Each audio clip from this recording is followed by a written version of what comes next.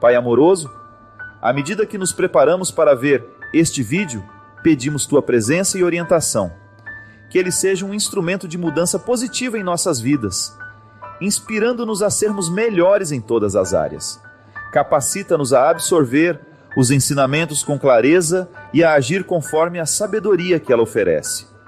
Que esta mensagem nos fortaleça emocionalmente e espiritualmente, conduzindo-nos a um caminho de luz e amor. Amém.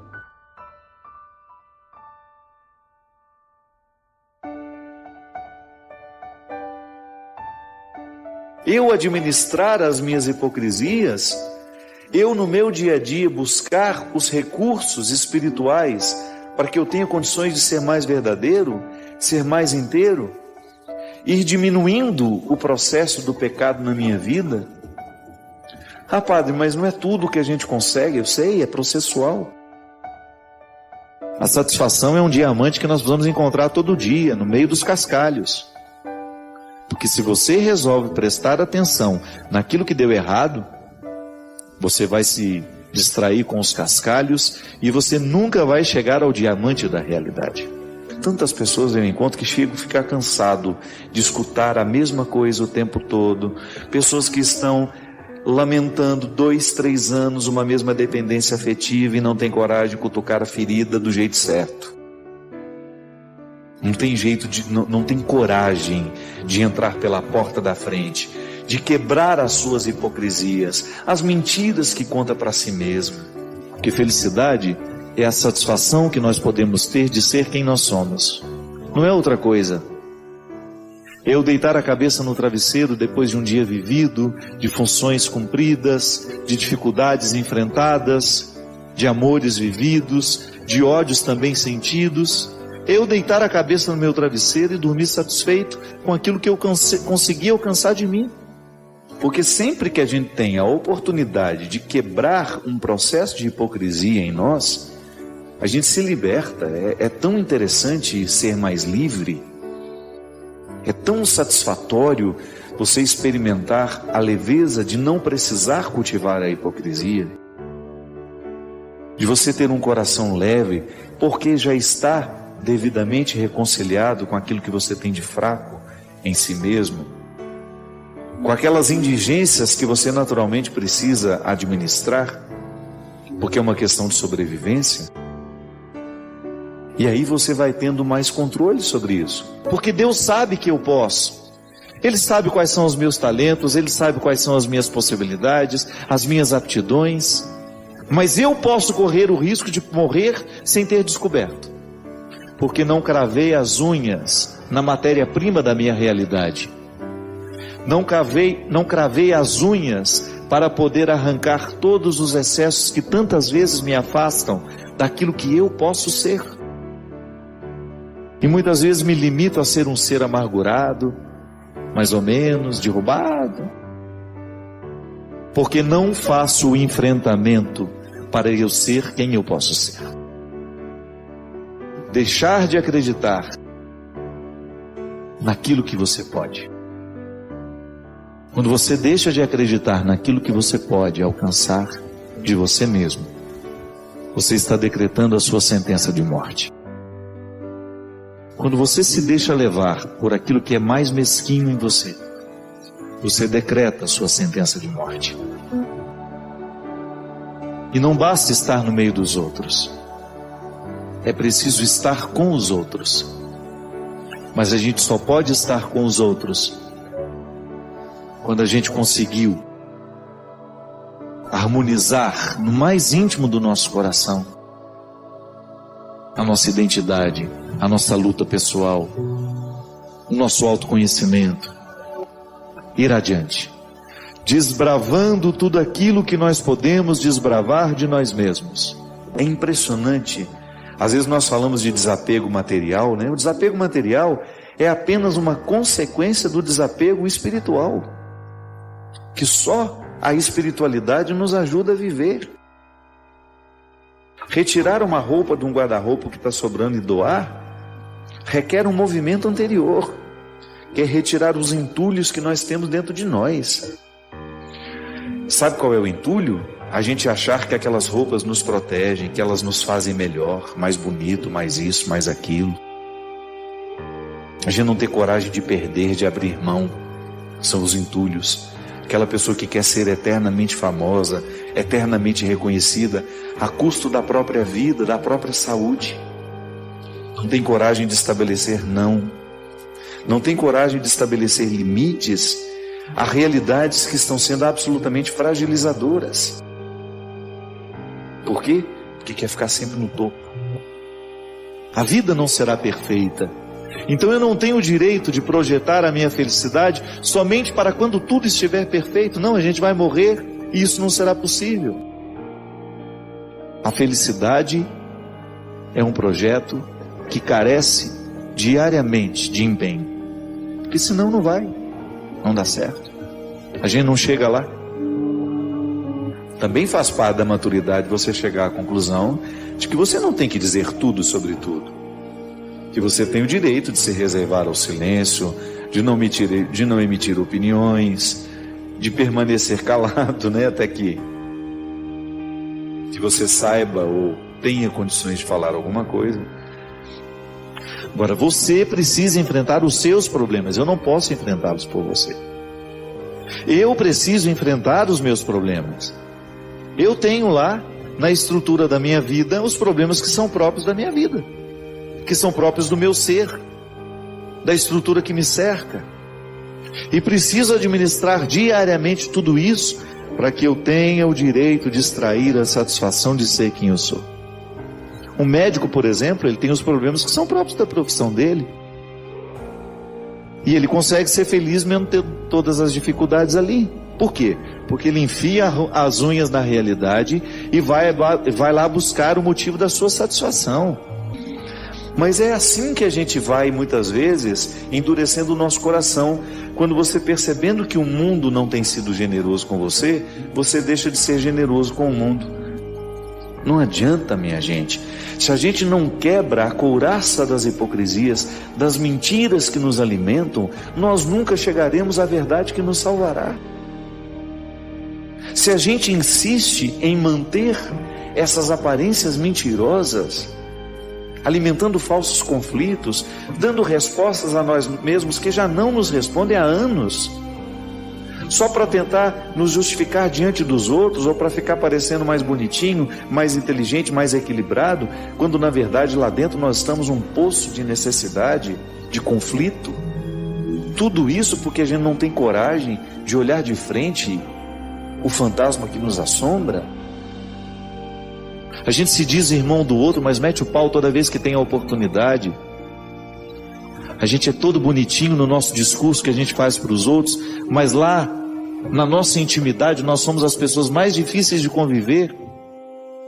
Parecemos bonitinhos, fazemos todos os dias uma exortação à caridade, ao amor fraterno, à paz mundial, mas lá dentro da nossa casa, somos insuportáveis aos nossos irmãos, somos insuportáveis àqueles que convivem conosco.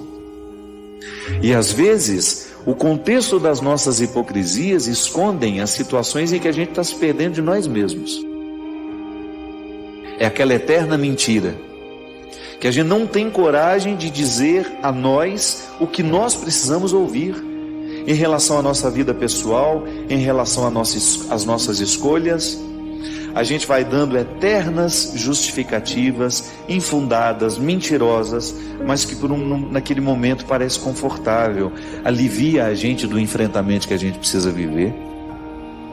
Sim, quando eu busco essa felicidade, independente do que o outro está me oferecendo, quando eu cavo na terra do meu ser a oportunidade de ser feliz, eu naturalmente provoco isso no outro. Eu vou ficar menos incomodado com o outro.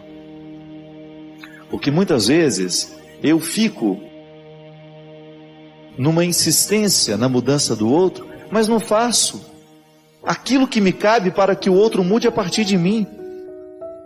Essa história da gente se dizer irmãos, mas na prática a gente viver como se fôssemos inimigos, com inveja, com disputa o tempo todo, um puxando o tapete do outro, fazendo de tudo para dar errado o projeto do outro, sentimentos mais mesquinhos, e todos eles acobertados pelo pseudo-manto da santidade. Os sentimentos mais mesquinhos eu encontrei em pseudo-santidades. É por isso que a gente precisa lidar diariamente com os nossos conflitos, colocá-los sobre a mesa, olhar sem medo aquilo que no nosso temperamento, no nosso jeito de ser, é causa de opressão, que depois gera hipocrisia. A pessoa não fica hipócrita da noite para o dia. A hipocrisia é muitas vezes o resultado de um processo opressor. É muito desagradável, é muito desconfortável a gente identificar que o tratamento que a gente oferece às pessoas não é aquele que a gente recomenda. Porque para mim o pecado pior é esse. Um pecado grave que nós cometemos diariamente é quando nós não somos capazes de amar as pessoas que estão ao nosso lado. Muitas vezes sou eu o responsável por aquilo que não é transformado no outro. Faça a manutenção. Estou fazendo a manutenção dos defeitos do meu marido. Meu marido é acomodado e eu o acomodo com as minhas atitudes. Meu filho é acomodado e eu o acomodo ainda mais com o meu cuidado excessivo. Eu não expulso na hora que ele precisa crescer. Tenho um amigo que eu vou fazendo a manutenção dos seus vícios, porque vou reforçando nele aquilo que é vicioso e que ele já deveria ter expulsado de si mesmo há muito tempo. Perco a oportunidade de fazer feliz quem está ao meu lado. A gente faz só a primeira parte do dever de casa, por causa de preguiça. Eu me lembro quando eu era menino, eu tinha uma mania de parar na segunda questão do dever de casa e falava assim: agora eu vou brincar, depois eu termino. Não terminava nunca. No outro dia, apavorado, com a cara de tacho, sem saber dizer para a professora que não tinha feito o dever todo. No cristianismo, às vezes, nós somos assim. Porque às vezes nós somos os nós fazemos a manutenção do erro do outro.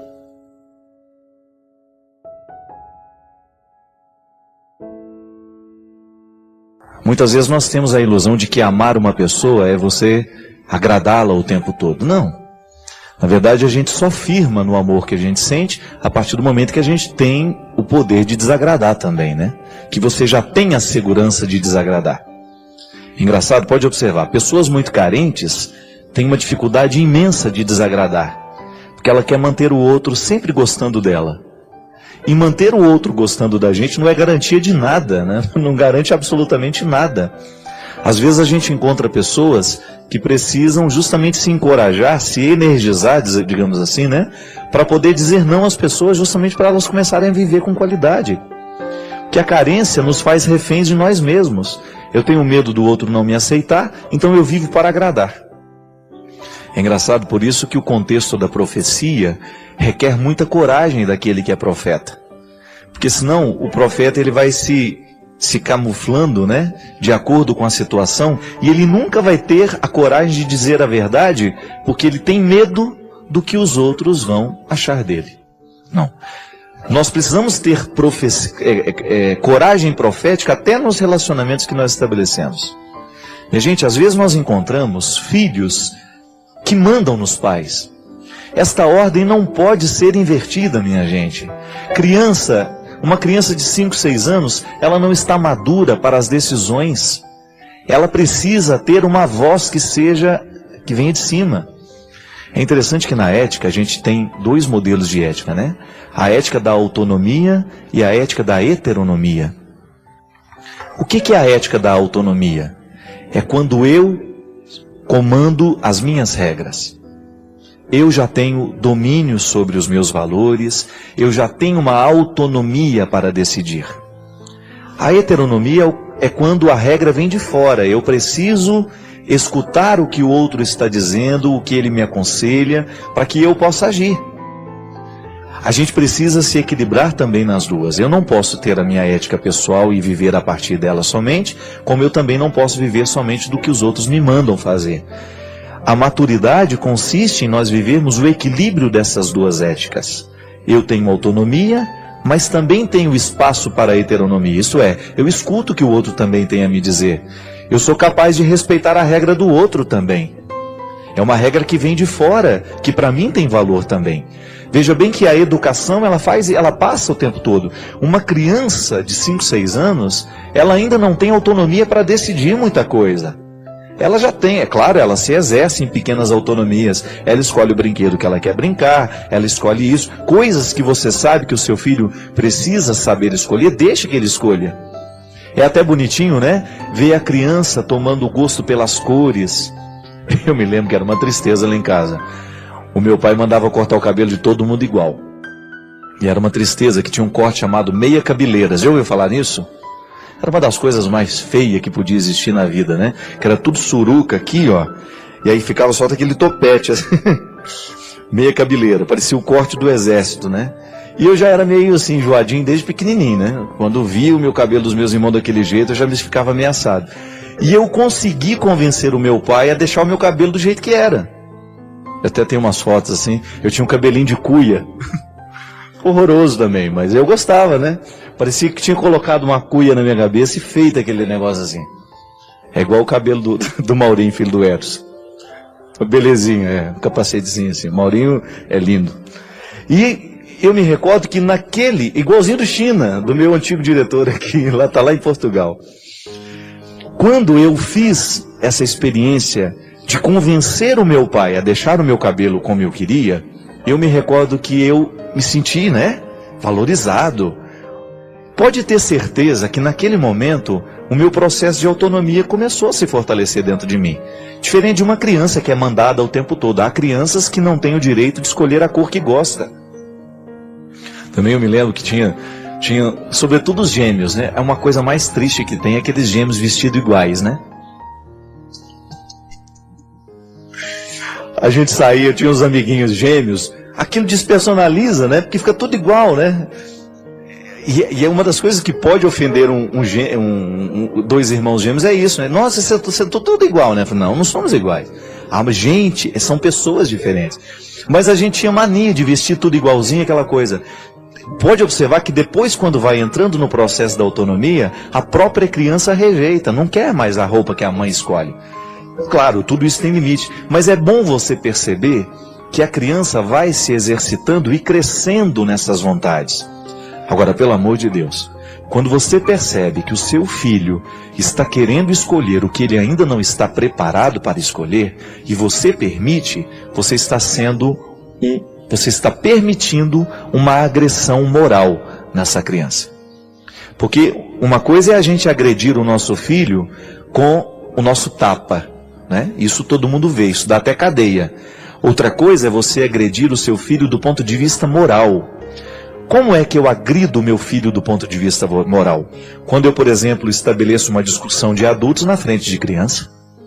Quando eu trato de assuntos que fazem parte do contexto da vida adulta, diante de uma criança, eu estou agredindo do ponto de vista moral.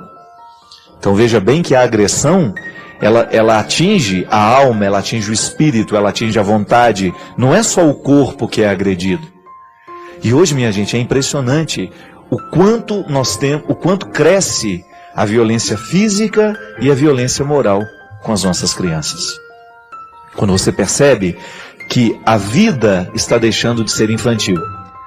As crianças estão deixando de ser infantis. E eu tenho uma implicância de criança adulta, sabe aquela criança que quer participar de conversa de adulto? Eu não gosto disso não. E tem gente que acha bonitinho, né? Eu não acho bonitinho. Não acho interessante que uma criança de 4 anos tenha comportamento de adulto e que fique querendo dar palpite na conversa de adulto. Não. Criança é criança. E nós precisamos saber respeitar essas fases da vida, porque senão daqui a pouco nós seremos agressores.